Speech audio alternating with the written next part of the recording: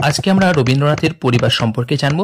Specially ঠাকুর পরিবারের একটি part হিসাবে আমরা রবীন্দ্রনাথকে আলোচনা করব। রবীন্দ্রনাথের সন্তান সন্ততি এবং তাদের ছেলে মেয়ে সে সম্পর্কে আলোচনা করব। তো যাই হোক, আমরা কথা না বাড়িয়ে শুরু করছি। দেখুন, রবীন্দ্রনাথের কিন্তু বিয়ে হচ্ছে ভবতারিণী দেবী, আর ওই ভবতারিণী দেবীর নাম পরিবর্তন করে রাখা হচ্ছে মৃণালিনী দেবী।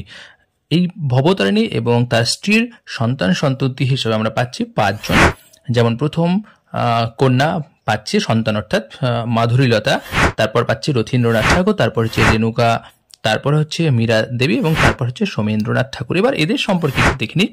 এই মাধুরীলতা তার প্রথম বা বড় সন্তান, তার বিয়ে হচ্ছে শরৎচন্দ্র চক্রবর্তীর সঙ্গে। পরবর্তী পাচ্ছি আমরা রথীন্দ্রনাথ ঠাকুর, তার বিয়ে হচ্ছে প্রতিমা দেবী এবং তারা কিন্তু নিঃসন্তান ছিলেন। পরবর্তীকালে তারা একটি সন্তানকে অ্যাডপ্ট নেন, তার নাম হচ্ছে নন্দিনী।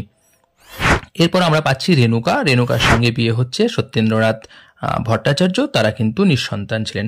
এরপর আমরা অন্য সন্তান হিসেবে পাচ্ছি মীরা দেবী, তার কিন্তু বিয়ে হচ্ছে নগেন্দ্রনাথ গঙ্গোপাধ্যায়ের সঙ্গে।